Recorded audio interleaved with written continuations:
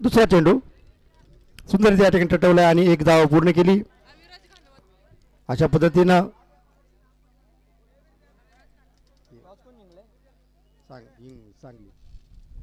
सांगलीने या ठिकाणी नाणेफेक जिंकून प्रथम फलंदाजी करण्याचा निर्णय घेतलाय. फलंदाजी करत असताना बघूया 24 चेंडूमध्ये कशा पद्धतीने धावसंख्या उभारतोय.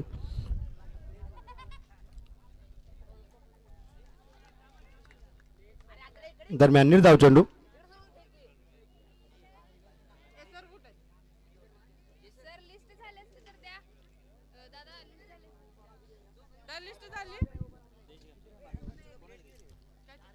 निर्धाव चेंडू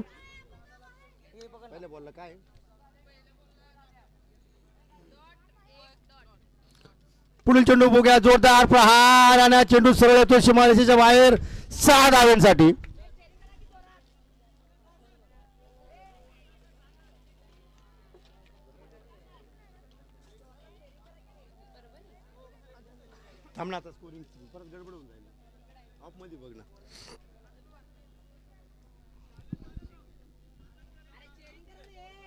खणखणीत फटका मारला आणि 6 धावा पटकवल्या.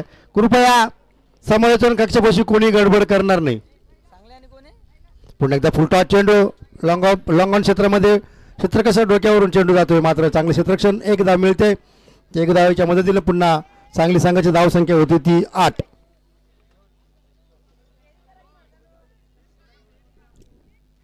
पाच चेंडूंचा खेळ झालेला अजूनही एक चेंडू बाकी.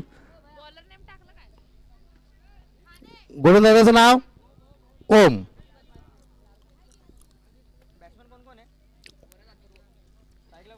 या षटकातला शेवटचा चेंडू सुंदर या ठिकाणी फटका व या ठिकाणी दाबाद होतोय का काय मात्र नाही. निर्धाव चेंडू आणि षटकही संपतोय. पहिल्या षटकामध्ये 8 धावा पटकवल्या एक षटकाराच्या मदतीने. अजूनही 3 षटकाराचा खेळ बाकी.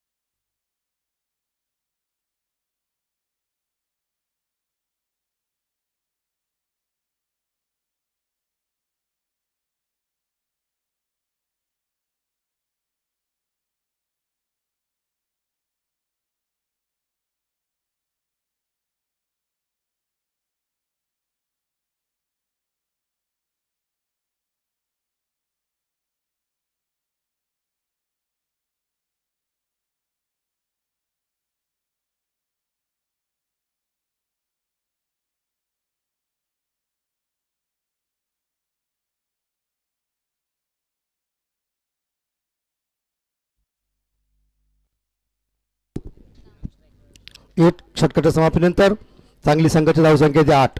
बघूया दुसरं षटक कोण घेऊन आले ते ठाणे संघाकडनं. ॲटामोर विकेट मारा सुंदर मारलेला फटका. पॉईंट क्षेत्रामध्ये एक धाव पूर्ण केली. दुसरी घेण्याचा प्रयत्न नाही कारण क्षेत्ररक्षण सुंदर झालेले आहे.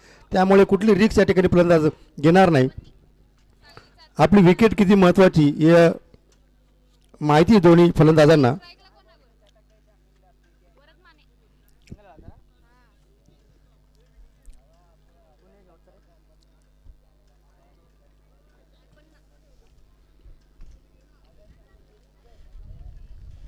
दरम्यान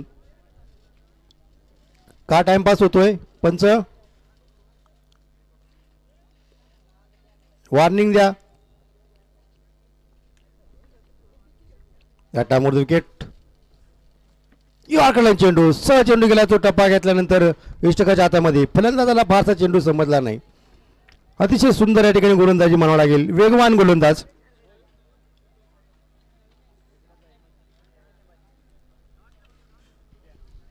उद्या ठीक 11:30 वाजता या स्पर्धेचा अंतिम सामना खेळला जाईल. तरी आपण सर्वांनी या स्पर्धेच्या अंतिम सामन्याचा थरार बघण्यासाठी उपस्थित राहायचंय व त्यानंतर प्रमुख मान्यवरांच्या शुभ हस्ते विजयी संघाचं व चांगली कामगिरी केल्या खेळाडूंचं कौतुक होणार आहे. पारितोषिक वितरण समारंभ होणार आहे. तरी आपण या कार्यक्रमासाठी उपस्थित राहावं असं मी आयोजकांच्या आणि असोसिएशनच्या वतीनं आपणास आमंत्रित करतो. पुन्हा एकदा जोरदार फटका. मात्र क्षेत्ररक्षण त्या ठिकाणी हजर. एकच धाव. धावसंख्या फार स्थिरावली आहे. ती सांगली संघाची धावसंख्या ती 10. प्रथम फलंदाजी करत असताना स्फोटक फलंदाजी करणं गरजेचं असतं. पण तसं न करता काहीतरी सावकाश या ठिकाणी सामना सुरू आहे तो सांगली संघाकडनं. कासव गतीनं धावसंख्या उभारत आहे. दरम्यान बॅट चलकीची किनार घेऊन गेलाय तो. एक धाव. 2 धावा पूर्ण.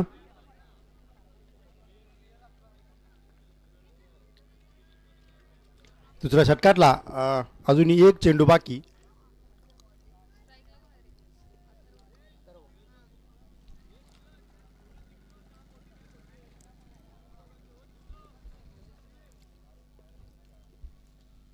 शेवटचा चेंडू या दुसऱ्या षटकातला. गट्टा मुहूर्त मारा पॅव्हलिनच्या दिशेने पुन्हा एकदा.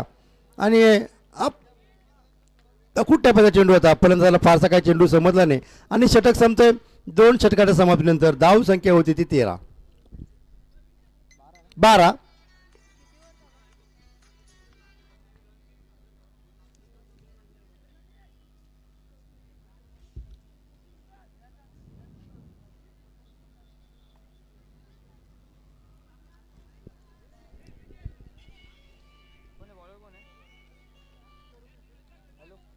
गोलंदाजाचं नाव. Bowlers name Neeraj. धीरज.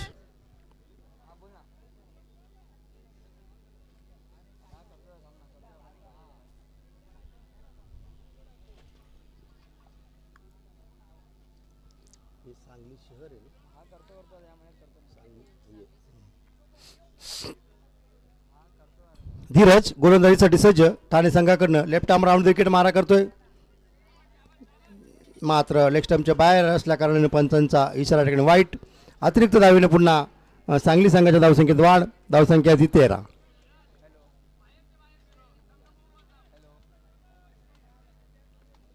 पुन्हा एकदा Dheeraj left arm round wicket. अकूट टप्प्याचा चेंडू आणि सुंदर मारलेला फटका. सरळ चेंडू जातो सीमा पार 6 धावेंसाठी. खणखणीत षटकार.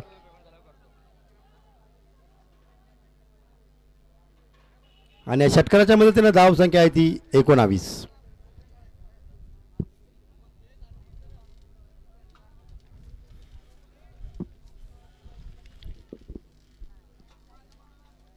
मैदानात कोणी जाणार नाही.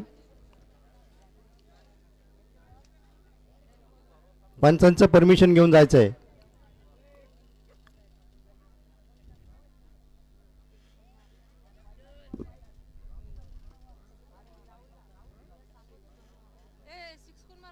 आपण एक राज्य लेवलच्या स्पर्धा खेळत असतो. या स्पर्धेची लेवल बघता आपण आपलं वर्तन कसं केलं पाहिजे आपल्याला समजलं पाहिजे. आपण कुठं गल्ली बोळात किंवा आडमार्गी ग्रामीण भागात खेळत नाही आहे याची जाण आपल्या सर्वांना बघायला झाली पाहिजे. पुढील चेंडू पुन्हा धीरजचा. दरम्यान चांगलं क्षेत्ररक्षण. मात्र एकच धाव.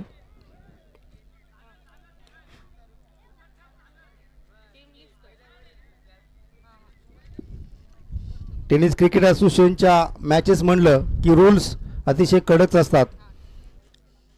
नियमाप्रमाणे या ठिकाणी प्रत्येक खेळाडूला नियम पाळणं गरजेचं असतं. निर्धाव चेंडू.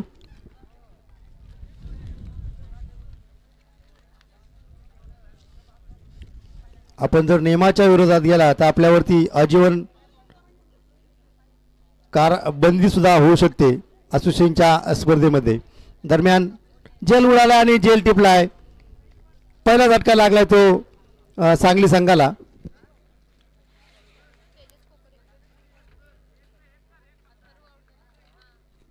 धीरज आतापर्यंत 5 चेंडू टाकले पण 1 चेंडू वाईट, त्यामुळे 4 चेंडू ग्राह्य धरले जातील आणि 2 चेंडू अजूनही या षटकातले शिल्लक आहेत. म्हणजे जवळपास 16 चेंडूंचा खेळ संपलाय. 16 चेंडूमध्ये 1 गडी गमावत सांगली शहर संघाने 20 धावा केलेल्या आहेत.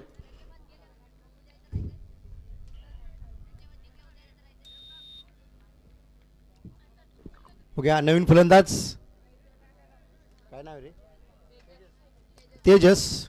बघूया तेजस आपल्या फलंदाजीतनं कशा पद्धतीनं तेजस्वी फटके मारतोय तो. नाही, निर्धाव चेंडू. या षटकातला शेवटचा चेंडू बाकी. लांब जाऊन बसा बडबड करा. शेवटचा चेंडू जोरदार प्रहार करायचा प्रयत्न होता. बघूया आपण जेल खाली स्वतः धीरज आणि या ठिकाणी कॉटन बोल्ड जेल बाद केलंय. दुसरा झटका लागलाय सांगली संघाला.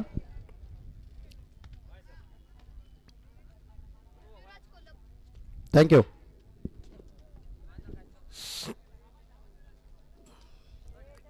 अजूनही 6 चेंडूंचा खेळ बाकी आहे. बघूया 6 चेंडूमध्ये सांगली संघ किती धावा या ठिकाणी उभारतोय.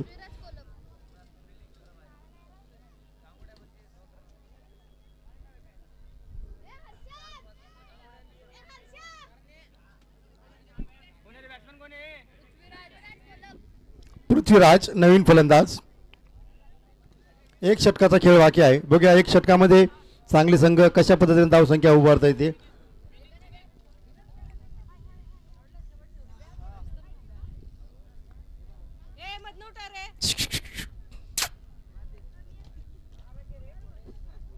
वळवळ वळवळ वळवळ निसती परभणी. डॉट चेंडू.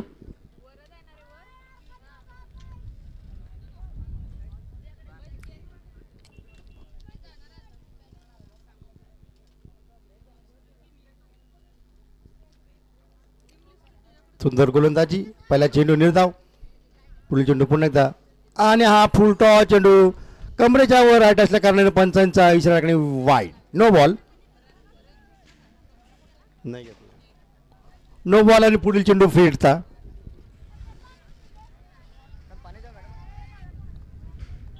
बघूया फ्रीडचा चेंडूवरती कशा पद्धतीने धावसंख्या उभारतोय, कशा फटका मारतोय, तो चौकार जातोय की षटकार जातोय.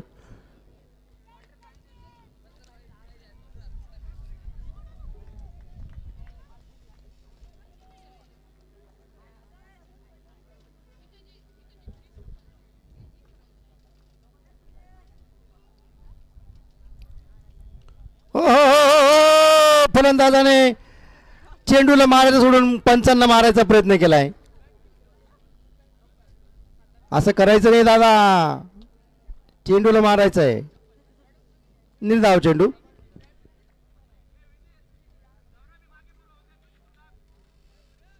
अतिशय ताकदीने या ठिकाणी बॅट फिरवली होती पण चेंडूचा आणि बॅटचा कुठलाही संबंध नाही. कदाचित चेंडू जर बॅटला लागला असता तर निश्चित मैदानाच्या बाहेर चेंडू गेला असता. आता मात्र चांगल्या या ठिकाणी प्लेसमेंट म्हणावं लागेल ती लॉंग ऑन क्षेत्रामध्ये. चांगलं क्षेत्ररक्षण, मात्र 1 धाव.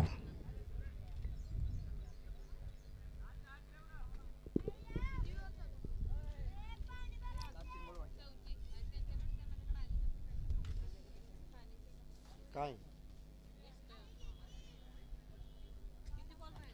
3 चेंडू झालेले आहेत.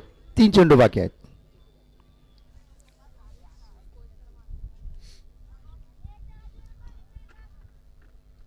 पुढे येऊन मारण्याचा प्रयत्न पण अयशस्वी प्रयत्न. निर्धाव चेंडू. आता मात्र या इनिंगचे या शेवटच्या षटकातले 2 चेंडू बाकी. सांगली संघ जास्त काही धावसंख्या या ठिकाणी उभारू शकला नाही प्रथम फलंदाजी करत असताना. म्हणजे नाणेफेक जिंकून प्रथम फलंदाजी करण्याचा निर्णय हा माझ्या मते चुकीचा होतोय की काय निश्चितच आपल्याला बघायला भेटेल सेकंड इनिंगच्या वेळेला. निर्धाव चेंडू पुन्हा.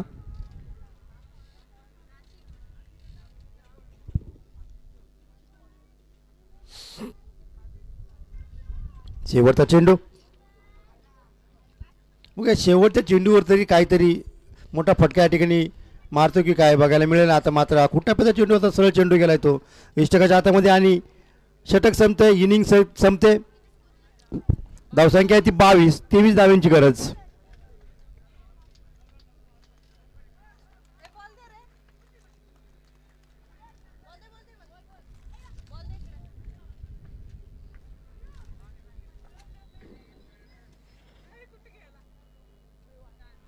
पुढील सामना सोलापूर मनप्पा वर्सेस नंदुरबार.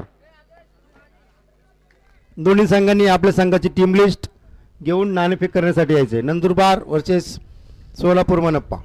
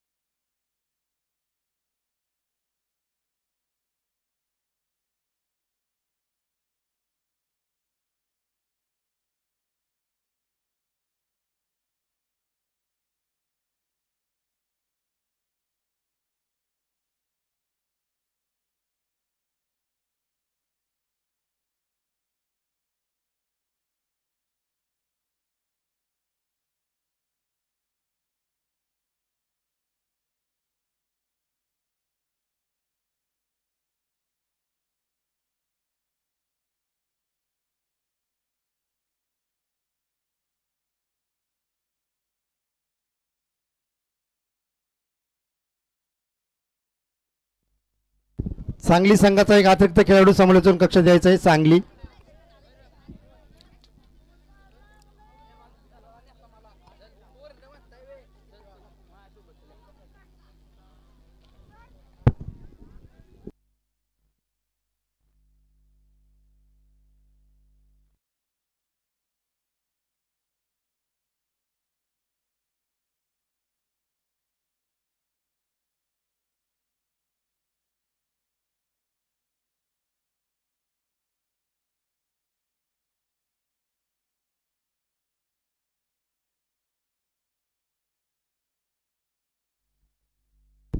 स्ट्राईकला ओम, गोलंदाजी सुद्धा ओम आणि नॉन स्ट्राईकला युवराज.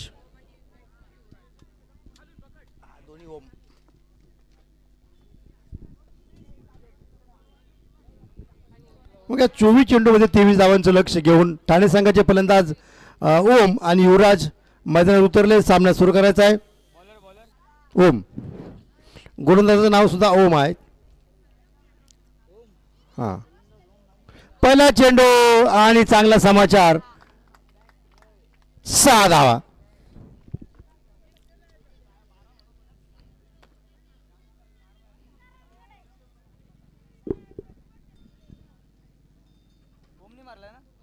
हो, ओमच्या पहिल्या चेंडूवरती ओमने 6 धावा पटकवल्या. इरादा पूर्णपणे स्पष्ट आहे. सामन्यामध्ये विजय संपादन करायचा असेल तर असेच फटकेबाजी करण्याची गरज आहे.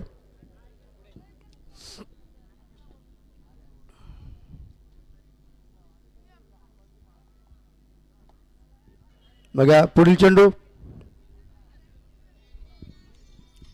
ओमसाठी.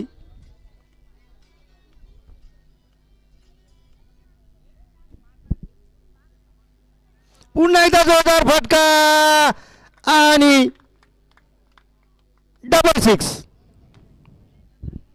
धावसंख्या ती 12.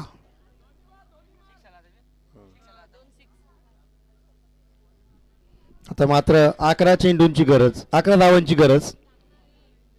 22 चेंडू आणि 11 धावा,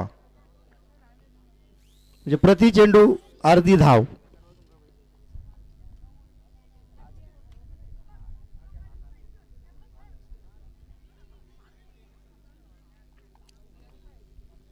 पुन्हा एकदा चेंडू यायला उशीर होतोय कारण चेंडू फार लांब गेला होता. आज पूर्णपणे पावसाने आपल्यावरती कृपादृष्टी दाखवलेली आहे. आज चांगल्या पद्धतीने वातावरण मोकळं असल्या कारणानं आपण चांगल्या पद्धतीनं या ठिकाणी सामने खेळू शकलो. पुढचा चेंडू पुन्हा नो बॉल. No ball. पुढील चेंडू फ्री हिटचा.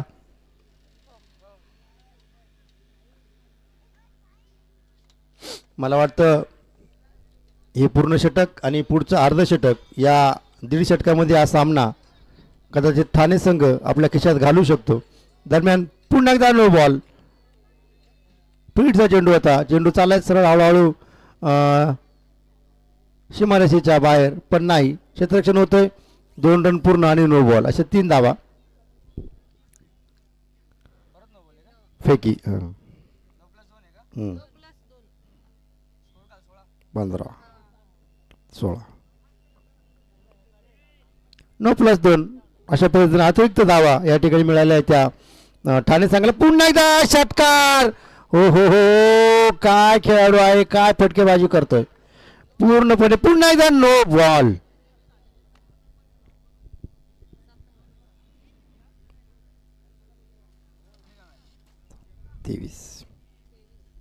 आणि हा विजयी षटकार झालेला आहे. 23 धाव संख्या पूर्ण झालेली आहे. त्यामुळे ठाणा संघ या सामन्यात विजयी संपादन केलेला आहे. सामना संपलेला आहे. एक षटक सुद्धा पूर्ण या ठिकाणी होऊ दिलं नाही आणि सुंदर या ठिकाणी फटकेबाजी. चला, सोलापूर मनपा वर्सेस नंदुरबार. पटकन यायचे, सामना पटकन संपलेला आहे. नाणेफेक करून घ्यायचे. सोलापूर कर्णधार आणि नंदुरबार कर्णधार.